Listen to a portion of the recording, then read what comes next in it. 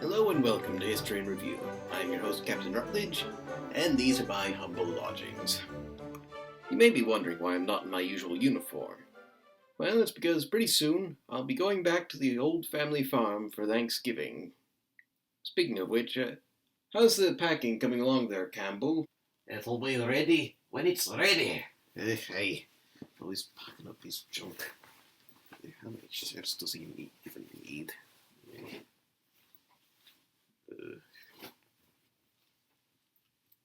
Wonder why I never get a sweater to wear.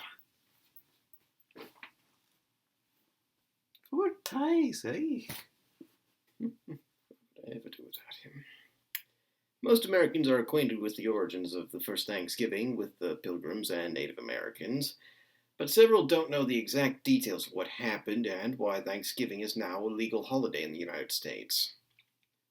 Let's take a look and find out. Our story begins during the reign of Elizabeth I, when a church lecturer named Robert Brown and his followers, influenced by Puritan beliefs, seceded from the Church of England to form the Brownist movement, or the Separatist Church. If you recall last month's episode about the Reformation, I brought up the Calvinist churches like the Presbyterians. The Separatist Church was a branch of Calvinism that wanted a form of worship similar to the Church of England, but devoid of Roman Catholic practices. When James I became king in 1603, he made it a point to eliminate critics of the Church and other dissenters. The Separatists then moved to the Dutch Republic of the Netherlands, where there was freedom of religion. Freedom of religion maybe, but there were some problems. The Separatists had to speak Dutch, and their children were adopting Dutch habits. Furthermore, the congregation was aging and some members returned to England. The church elders decided to move the congregation to the American colonies. Dutch settlements in Guyana and the Hudson River were contemplated, but the congregation decided on Virginia. The London Company wrote up a charter, and the congregation was given permission to settle in the New England region. 2 merchant ships were chosen for the voyage, the Mayflower and the Speedwell. The Speedwell sprung a leak and had to be repaired, leaving just the Mayflower to journey to New England. On September 6, 1620, the Mayflower set sail from the port of Plymouth on its journey to the New World. The voyage of the Mayflower was very tough. Passengers were confined below decks due to strong storms and had to sleep in wet, cold berths. 2 passengers died on the voyage over, but after 2 months, land was finally spotted.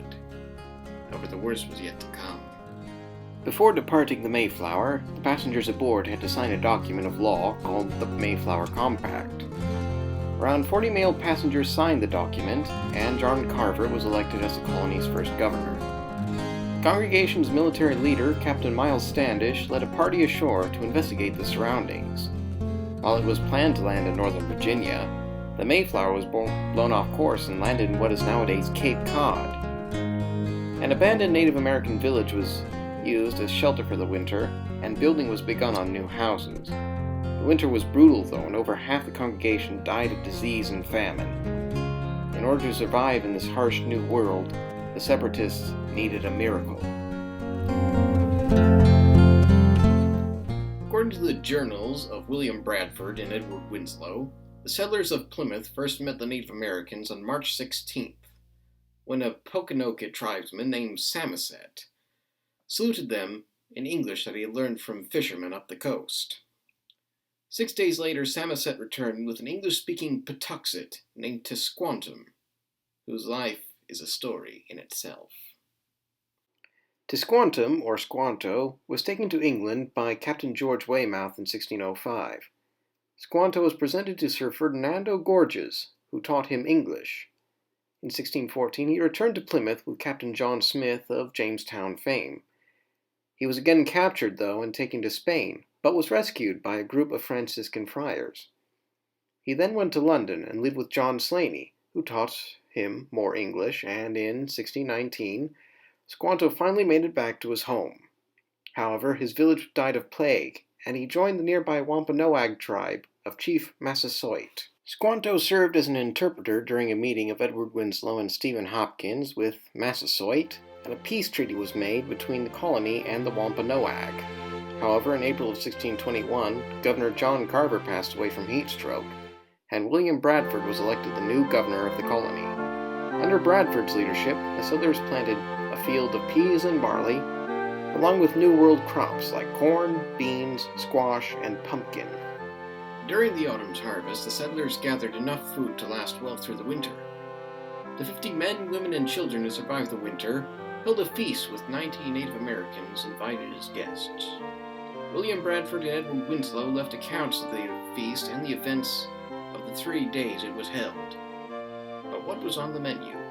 William Bradford wrote on the feast, "They began now to gather in the small harvests they had, and to fit up their houses and dwellings against winter, being all recovered in health and strength, and had all things in good plenty.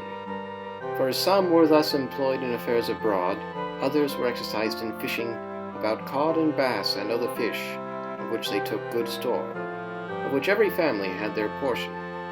All the summer there was no want, and now began to come in store of fowl, as winter approached, of which this place did abound when they came first, but afterward decreased by degrees. And besides waterfowl, there was a great store of wild turkeys, of which they took many, besides venison, etc.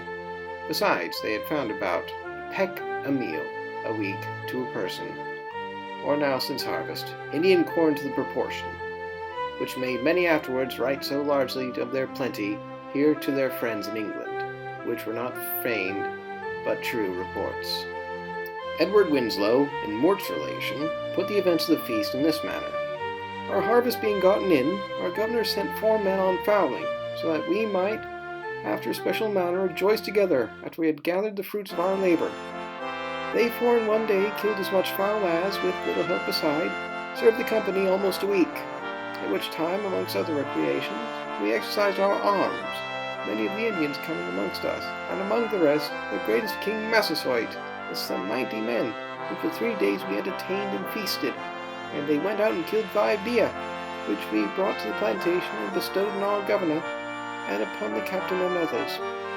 And although it be not always so plentiful as it was at this time with us, yet by the goodness of God we are so far from want that we often wish you partakers of our plenty."